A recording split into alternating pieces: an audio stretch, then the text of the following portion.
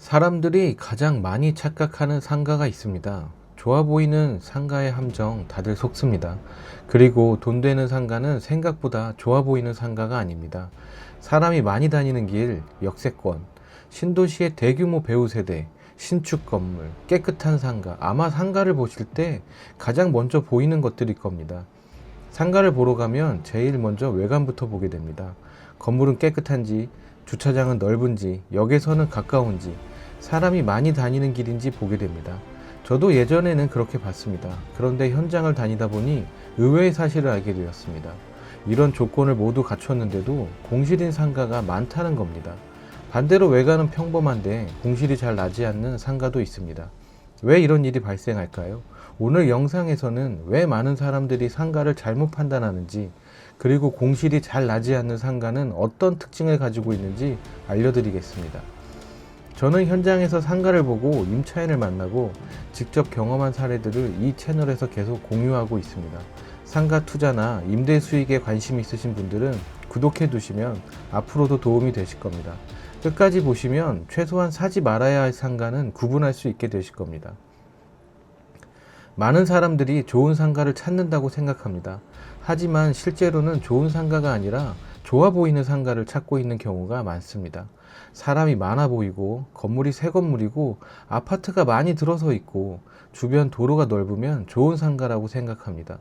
그런데 현실은 조금 다릅니다. 요즘 자영업자들을 만나보면 한 목소리로 하는 이야기가 있습니다.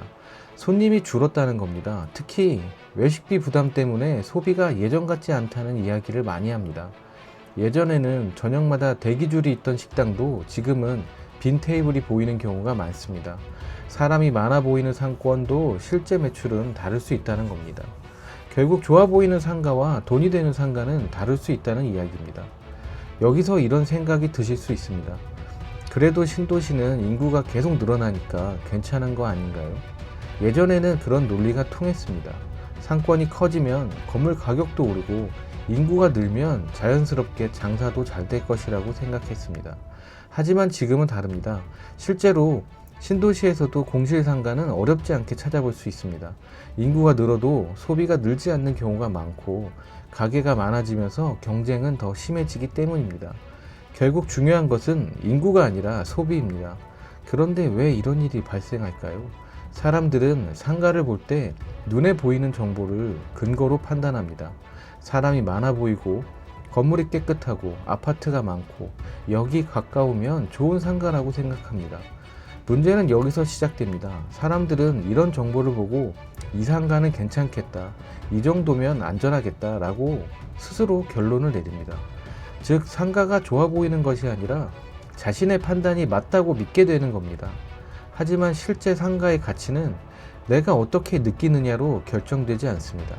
임차인이 돈을 벌 수 있는 구조인지, 손님이 반복적으로 방문하는지, 업종이 오래 살아남을 수 있는지로 결정됩니다. 결국 많은 사람들이 상가 자체를 잘못 보는 것이 아니라 자신의 판단이 맞다고 믿는 순간 함정에 빠지게 되는 겁니다. 그렇다면 무엇을 봐야 할까요? 제가 상가를 볼 때 가장 먼저 확인하는 것은 네 가지입니다. 첫 번째, 반복 방문 수요가 있는지. 두 번째, 기존 임차인이 오래 버텼는지. 세 번째, 공실이 생기면 빠르게 채워지는지. 네 번째, 임차인이 돈을 벌 수 있는 구조인지. 실제로 제가 경험한 사례를 말씀드리겠습니다. 한 피아노 학원이 있었습니다. 기존에는 약 19평 규모의 상가에서 운영하고 있었습니다. 그런데 건물 주인이 바뀌면서 상황이 달라졌죠. 새 건물주는 기존보다 높은 임대료를 요구했습니다. 원장님 입장에서는 쉽지 않은 선택이었습니다. 그동안 운영해온 학원이었고 권리금도 포기해야 하는 상황이기 때문입니다. 하지만 원장님은 결국 이전을 결정했습니다. 그런데 이전할 때 가장 중요하게 본 것은 건물이 얼마나 새 건물인가가 아니었습니다. 학생들이 계속 다닐 수 있는지, 학부모들이 편하게 방문할 수 있는지, 주변에 학원 수요가 꾸준히 있는지였습니다. 결국 기존 위치보다 인근 상업지역의 건물로 이전을 결정했습니다. 임대료는 오히려 높아졌습니다. 하지만 공간은 약 2배 정도 가까이 넓어졌고 학원가가 형성된 지역이라는 확신이 있었습니다. 현재는 새로운 공간에 인테리어 공사가 진행 중이며 곧 재오픈을 앞두고 있습니다. 권리금을 포기하면서까지 이전을 결정한 이유는 단 하나였습니다. 좋아 보이는 건물이 아니라 학생과 학부모가 반복적으로 방문하는 상권이 더 중요하다고 판단했기 때문입니다. 이 사례를 보면서 다시 한번 느꼈습니다. 상가의 가치는 외관이 아니라 임차인이 돈을 벌 수 있는 구조에서 나온다는 사실입니다. 예를 들어 학원을 보겠습니다. 학부모는 매주 방문합니다. 학생도 매주 방문합니다. 차량도 반복적으로 들어옵니다. 그래서 편의점, 카페, 분식점, 문구점 같은 업종들이 함께 살아남습니다. 반복 방문 수요가 있기 때문입니다. 반대로 주말에만 잠깐 사람이 몰리는 상권은 처음에는 좋아 보일 수 있습니다. 하지만 임차인이 꾸준한 매출을 만들기 어렵기 때문에 공실의 위험도 커질 수 있습니다. 결국 상가 투자의 원리는 단순합니다. 임차인이 돈을 벌어야 월세를 냅니다. 월세를 내야 건물주도 돈을 법니다. 건물이 아무리 멋져도 임차인이 돈을 벌지 못하면 오래 버틸 수 없습니다.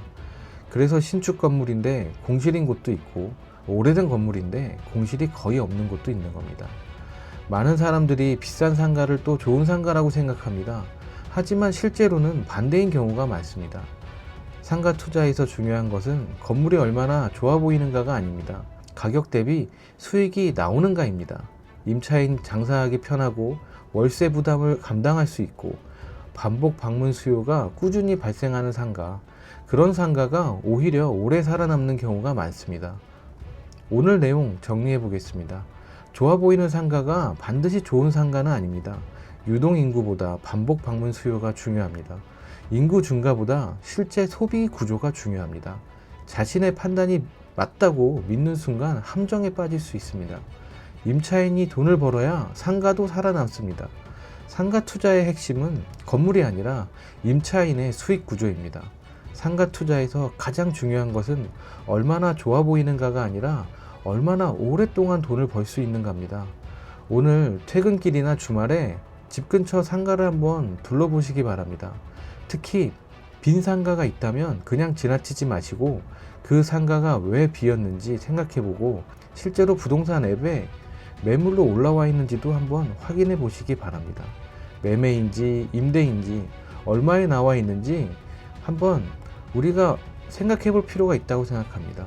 얼마나 오래 비었는지 살펴보다 보면 조금씩 감이 생기기 시작합니다. 유튜브를 통해 기준을 배울 수는 있습니다. 하지만 상가를 보는 눈은 결국 현장에서 만들어지는 경우가 많습니다. 빈 상가를 하나 보는 눈이 생기면 앞으로도 상가를 보는 기준도 완전히 달라질 것이라고 생각합니다.